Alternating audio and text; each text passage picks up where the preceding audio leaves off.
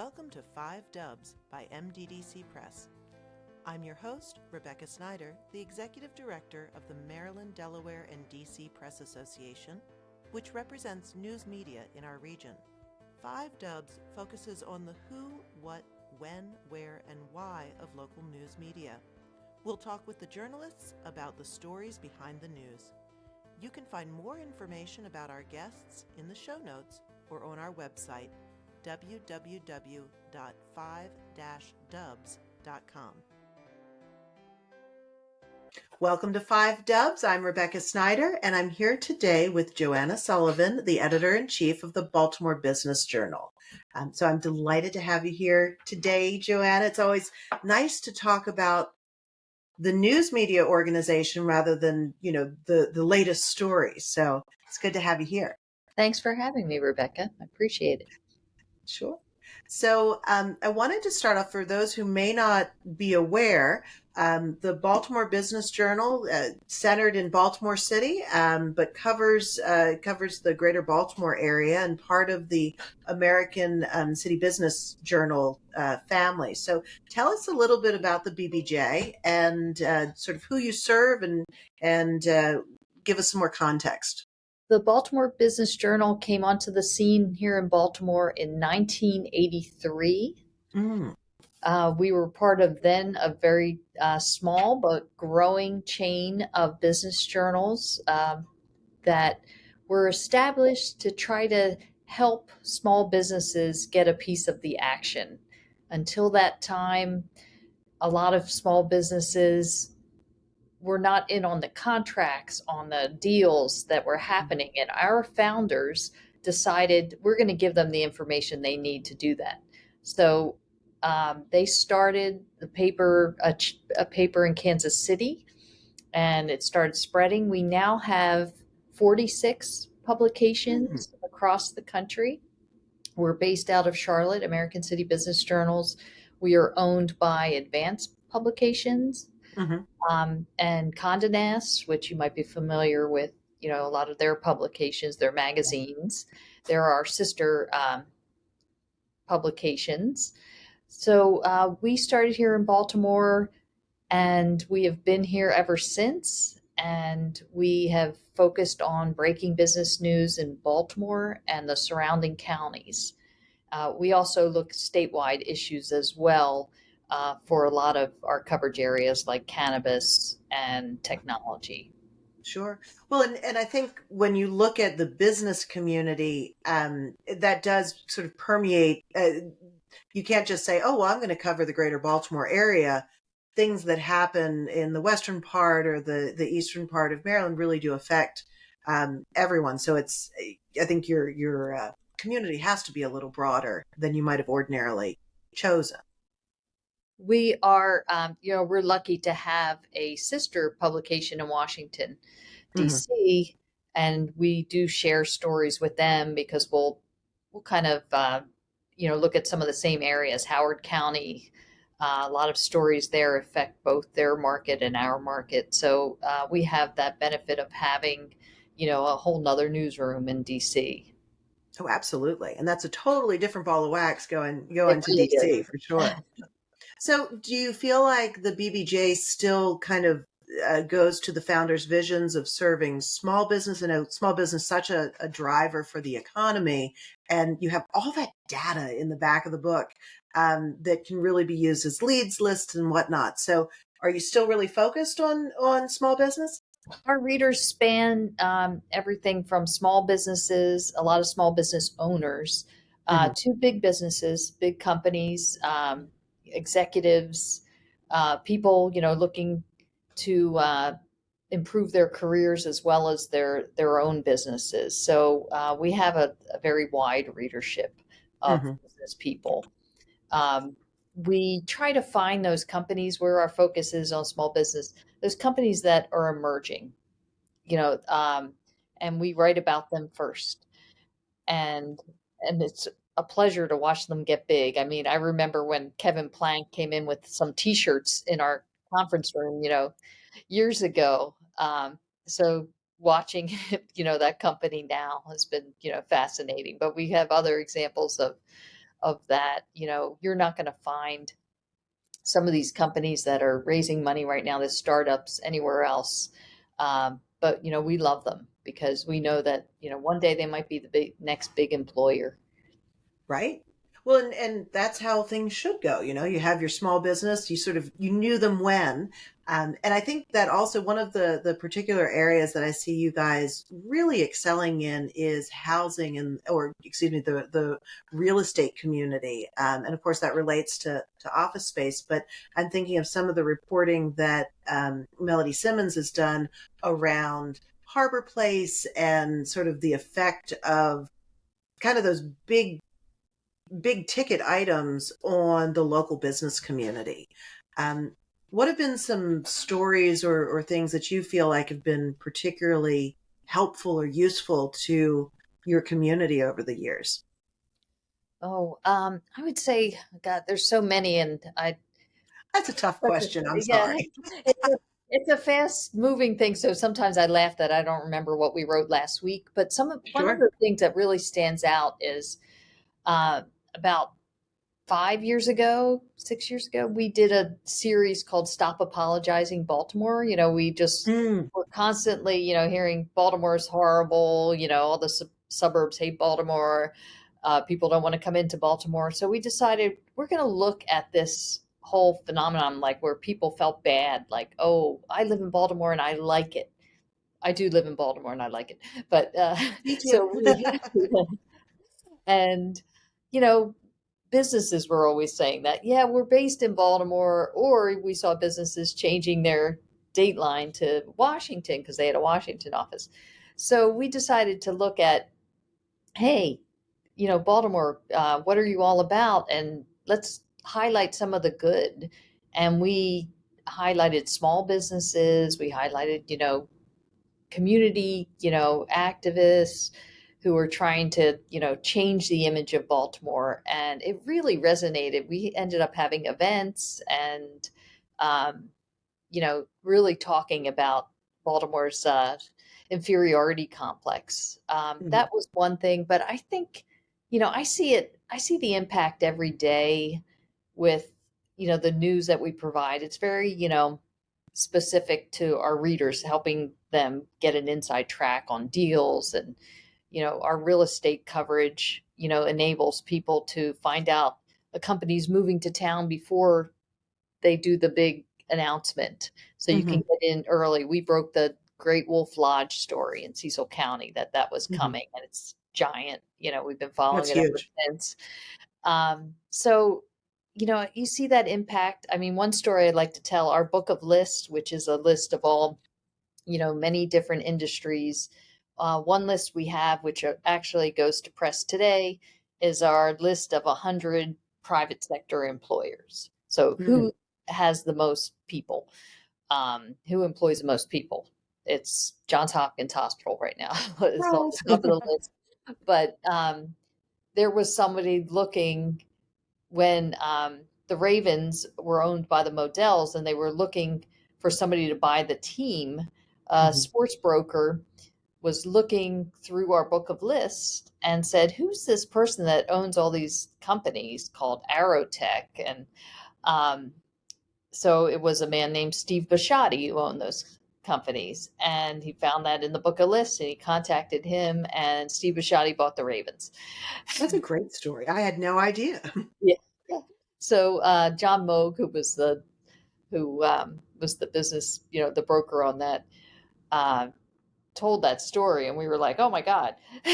And that's great actionable information. There's so many times where you're looking for data, you're looking for information, and that the book of lists is so useful and well reported and accurate. And is that spans all your sister publications? Obviously the Yeah, information is from Baltimore, but is that I I wanted to better understand some of the interplay between the publications, because I know like your Women of Excellence event that and your Mentoring Monday actually in February, that seems to be a an event that's carried in a lot of different markets. So how does that how does that help you, or sometimes maybe even hinder you, but from doing some of the work that you want here in the area?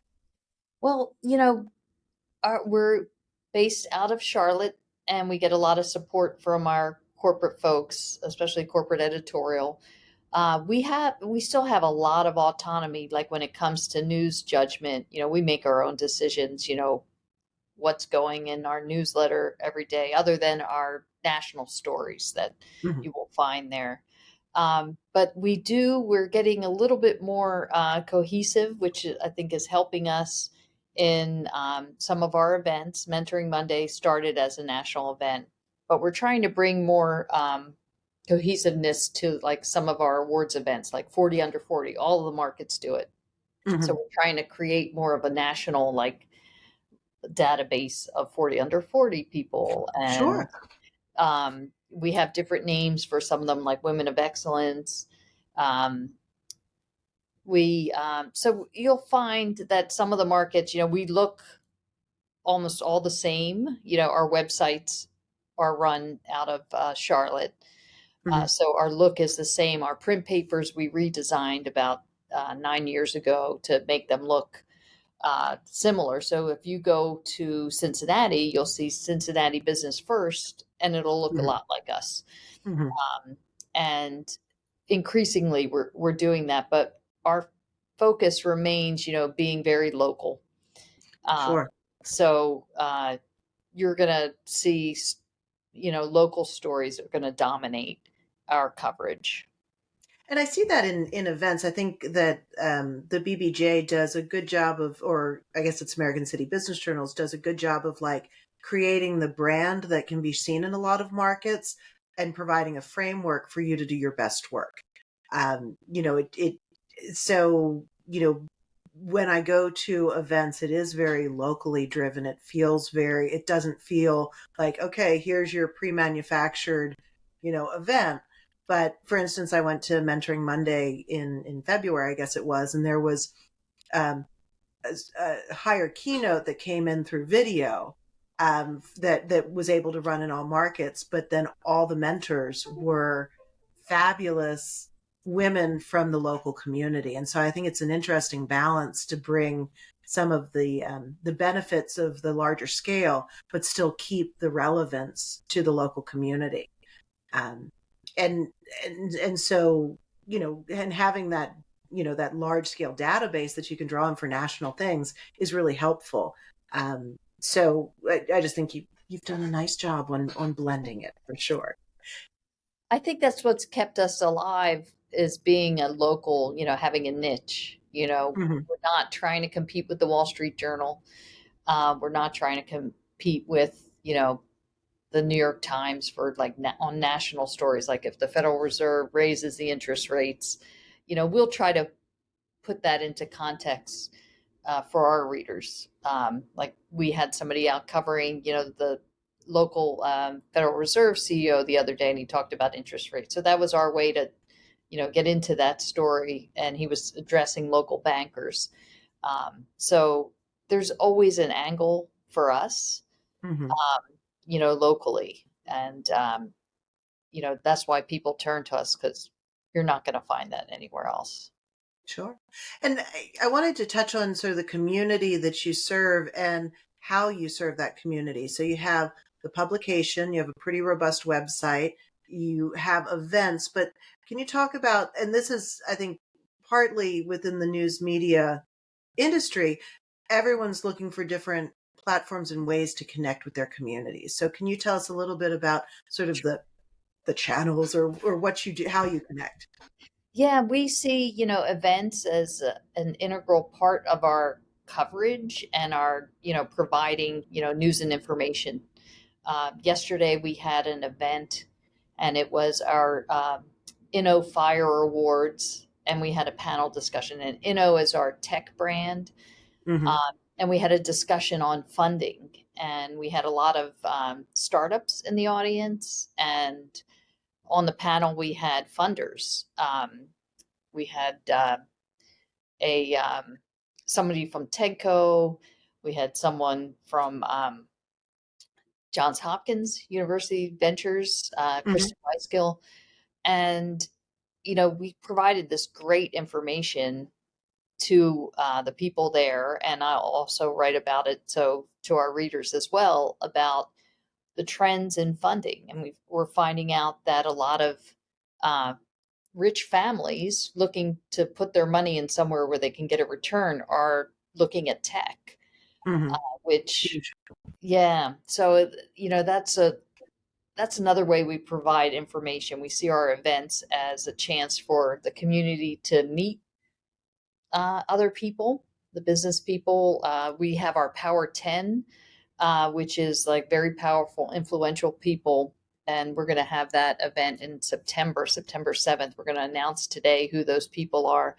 And people who go there, you get like 10 plus our Lifetime Achievement Award winner in the same room with you. And this is a chance to make connections and valuable connections um, Absolutely. with some of the biggest companies. And so we always see them, as an integral part. It makes it for a different kind of journalism experience, like Hmm. where events play such an important role in your, in what you do, even for the editorial side. Our reporters lead panel discussions. We pick honorees for our awards programs. We debate their merits, and a lot of it is from our knowledge of the Hmm. market. Well, and that is very different from traditional journalism, where that separation between sort of the ad side and the editorial side was very, very distinct. Has that been sort of a journey, or have you uh, it sounds like you're seeing the benefits of having more sort of cross pollination, but then how do you keep your neutrality and your objectivity in the reporting? Well, we are always very separate from the ad department, so the events, we consider our content as part of the events, but we don't get Mm. involved with the sponsors. They have no say on who we pick. Advertisers never have a say on what we write about.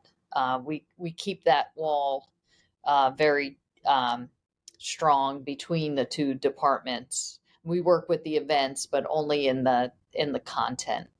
And it sounds like that's the that it's another platform or channel, so it's just sort of a live sort of news as it's happening Yeah, aspect in an event. we try to position our reporters and editors as experts on Hmm. things in business. So we encourage them to sit on panels, moderate panels, go on YPR, go on WBAL if they want to interview you about something that we've written about. So it's just a chance for to really brand ourselves as the business experts. But all the while, we maintain that neutrality. Uh, Hmm. we're good. We might hand an award to a CEO one week, but the next week, if he gets sued or he gets fired, we're writing that story as well. So it's the good and the bad. You Right. cover it all. Absolutely.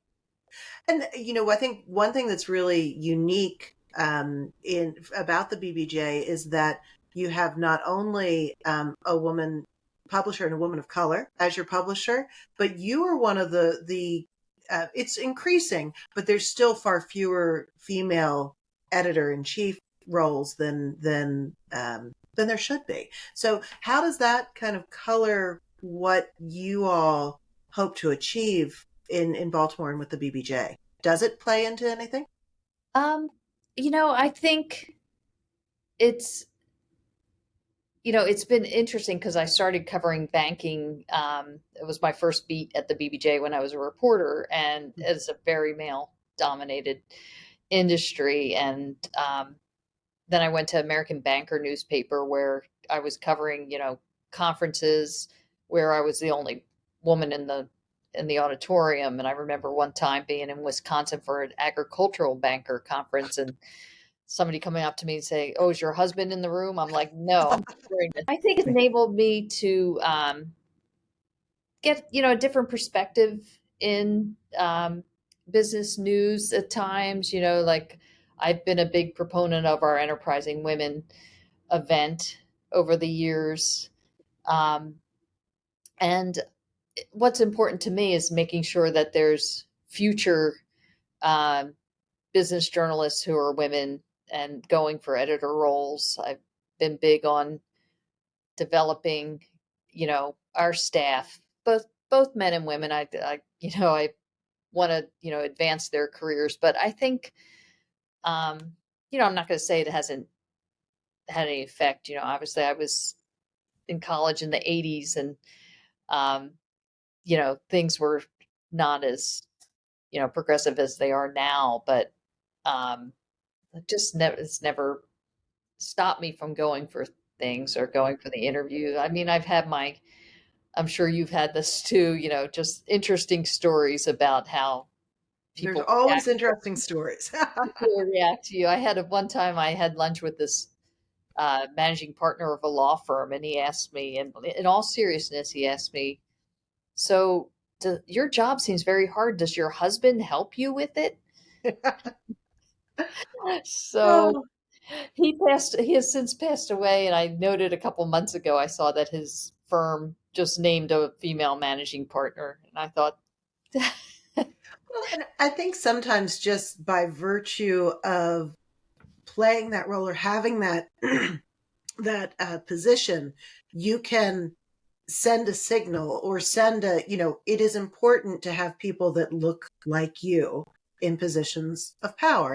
And for Rhonda as publisher, it's doubly important. There are very few Black publishers in our area, and just providing a pipeline or a recognition like this can happen. This is normal. This is not ooh, you're the only, like, I think that is something that the working world needs. And, progress is all around us. And I'm glad that you've been able to um, sort of make your way, but also help others come up as well. So that's terrific. And so what's on deck for the BBJ? Do you have anything interesting planned that we should know about, or anything you want to highlight coming up?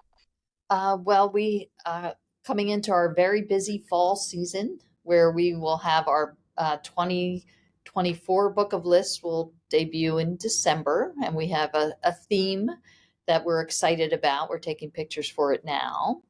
Oh, We're exciting. looking at growth in Maryland. We have our Power 10 CEO of the Year awards on September 7th, our CFO awards on October 3rd. Oh, wow.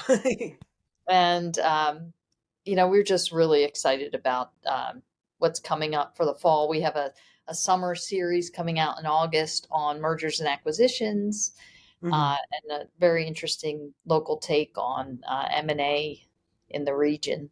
So, Oh, so and that lots is. going on. We are not having a slow summer. There's been so much news this past few weeks. Oh, absolutely. It seems like there's never a slow summer anymore, but Yeah. that's what you get in the news world. Um, so I'm really excited to hear more about what you're doing. We'll have you back, maybe to talk about some of the things that you're doing a little bit later. And I really appreciate you coming out to talk with us today. Thank you so much for having me. This has been fun. I appreciate Thanks for listening to 5 Dubs with Rebecca Snyder. Please subscribe and leave us a 5-star review wherever you download your podcasts so that others can find us. What do you want to know about local journalism? Email me at rsnyder, SNYDER, at mddcpress.com.